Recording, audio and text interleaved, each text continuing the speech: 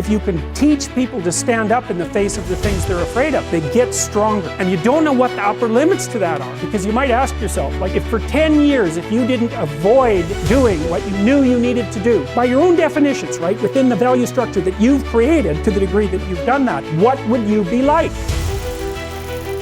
Well, you know, there are remarkable people who come into the world from time to time, and there are people who do find out over decades-long periods what they could be like if they were who they were, if they spoke their being forward, and they get stronger and stronger and stronger. We don't know the limits to that. We do not know the limits to that. And so you could say, well, in part, perhaps the reason that you're suffering unbearably can be left at your feet, because you're not everything you could be, and you know it. And of course, that's a terrible thing to admit, and it's a terrible thing to consider, but there's real promise in it, right? Because it means that perhaps there's another way that you could look at the world, and another way that you could act in the world, so what it would reflect back to you would be much better than what it reflects back to you now. And then the second part of that is, well, imagine that many people did that, because we've done a lot as human beings. We've done a lot of remarkable things, and I've told you already, I think before, that today, for example, about 250,000 people will be lifted out of abject poverty, and about 300,000 people attached to the electrical power grid. We're lifting people out of poverty collectively at a faster rate that's ever occurred in the history of humankind by a huge margin. And that's been going on unbelievably quickly since the year 2000. The UN had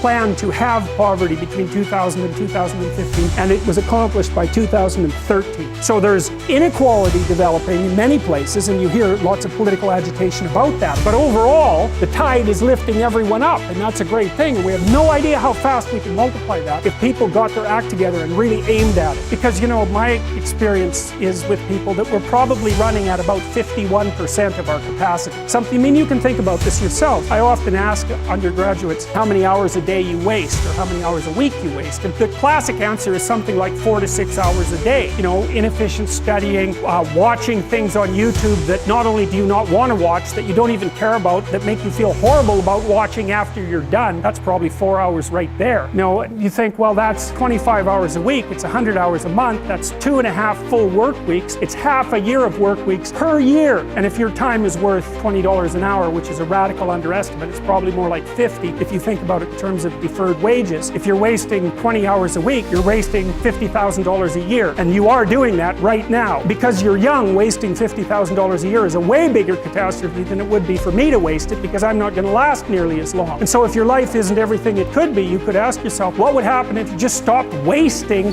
the opportunities that are in front of you? Who knows how much more efficient? 10 times more efficient, 20 times more efficient. That's the Pareto distribution. You have no idea how efficient people get. It's off the charts. Well, and if we all got our act together collectively and stopped making things worse, because that's another thing people do all the time. Not only do they not do what they should to make things better, they actively attempt to make things worse because they're spiteful or resentful or arrogant or deceitful or homicidal or genocidal, or all of those things all bundled together in an absolutely pathological package. If people stopped really trying just to make things worse, we have no idea how much better they would get just because of that. So there's this weird dynamic that's part of the existential system of ideas between human vulnerability, social judgment, both of which are major causes of suffering, and the failure of individuals to adopt the responsibility that they know they should adopt. And that's the thing that's interesting too, is that another thing I've often asked my undergraduate classes is, you know, there's this idea that people have a conscience. And you know what the conscience is. It's this feeling or voice you have in your head just before you do something that you know is stupid, telling you that probably you shouldn't do that stupid thing. You don't have to listen to it, strangely enough, but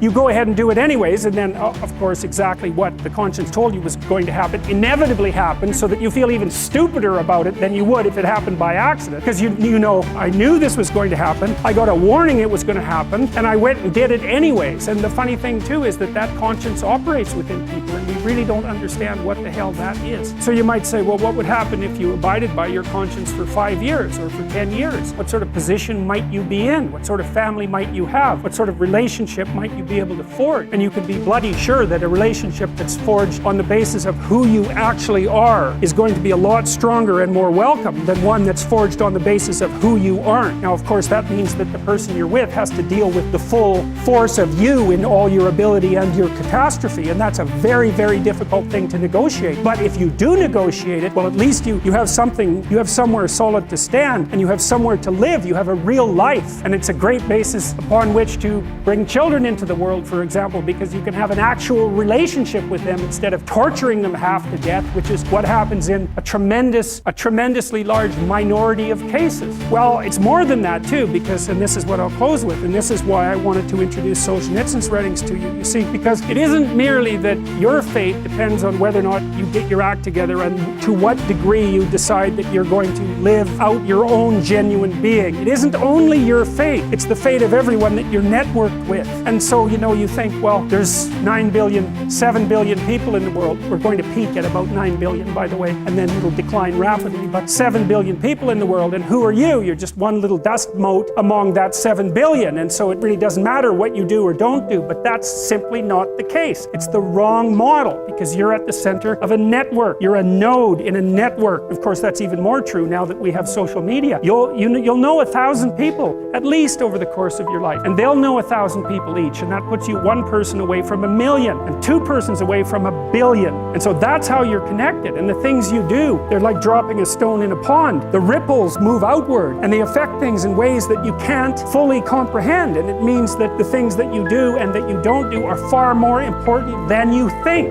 And so if you act that way, of course, the terror of realizing that is that it actually starts to matter what you do, and you might say, well, that's better than living a meaningless existence. It's better for it to matter. But I mean, if you really asked yourself, would you be so sure if you had the choice? I can live with no responsibility whatsoever. The price I pay is that nothing matters. Or I can reverse it and everything matters, but I have to take the responsibility that's associated with that. It's not so obvious to me that people would take the meaningful path. You know, when you say, well, nihilists suffer dreadfully because there's no meaning in their life and they still suffer. Yeah, but the advantage is they have no responsibility. So that's the payoff, and I actually think that's the motivation. Say, well, I can't help being nihilistic. All my belief systems have collapsed. It's like, yeah, maybe you've just allowed them to collapse because it's a hell of a lot easier than acting them out. And the price you pay is some meaningless suffering, but you can always whine about that and people will feel sorry for you, and you have the option of taking the pathway of the martyr. So that's a pretty good deal, all things considered, especially when the alternative is to bear your burden properly and to live forthrightly in the world. Well, what Solzhenitsyn figured out, it's so many people in the 20th century, it's not just him, even though he's the best example, is that if you live a pathological life, you pathologize your society. And if enough people do that, then it's hell. Really. And you can read the Gulag Archipelago if you have the fortitude to do that, and you'll see exactly what hell is like. And then you can decide if that's a place you'd like to visit, or even more importantly, if it's a place you'd like to visit and take all your family and friends, because that's what happened in the 20th century.